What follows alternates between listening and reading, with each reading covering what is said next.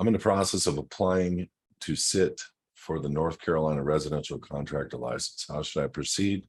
Should I wait until my status is corrected or move forward and deal with it later? So my question to you is, do you really want a license? Do you really need the license?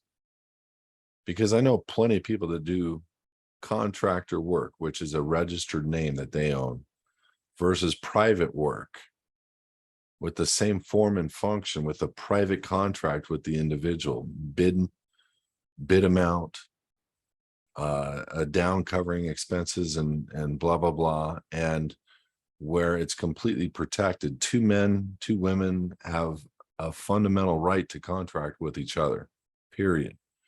So, and they have a right to contract with a foundation that's private. And so I've seen a guy where and it was Vegas, and they're strict as crud about contractors licenses, but they said he couldn't operate without a contractor's license. He won the court. He beat them. I've seen a guy in Newport Beach, California, beat them.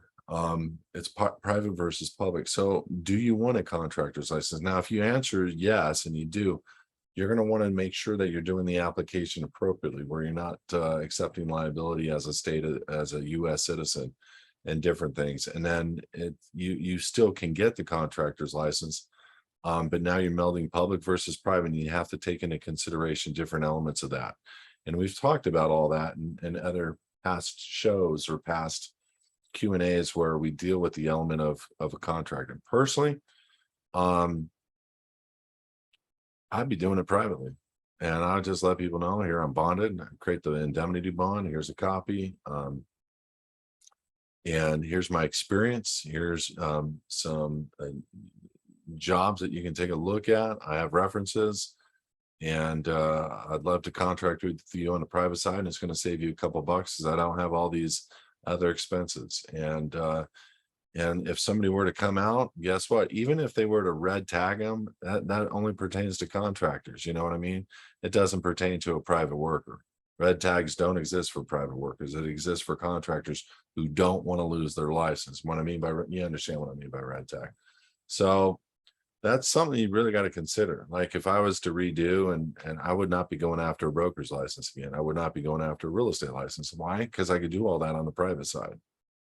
Meaning I can buy and sell homes on the private side. I couldn't be the intermediary, but I don't do that. I can do private capital on the private side. I don't need a license to do private capital. People don't understand these things. And they say, well, you can only do 5 transactions a year if you're going to be in a private capital without a license. Bull crap. You just do them as a private foundation. That pertains to a registered organization. It does not pertain to a private foundation. So get all your capital guys to come into the private foundation with whatever, or have them funded out with their own attorneys and able to fund the transactions. You know, there's so many different ways to think about how to construct and do business. And it's very difficult to answer all of them for every single type of trade that there is. But we have doctors, we have all kinds of different people, pharmacies. As a matter of fact, Tracy, I didn't tell you. Hold on, let me finish this one.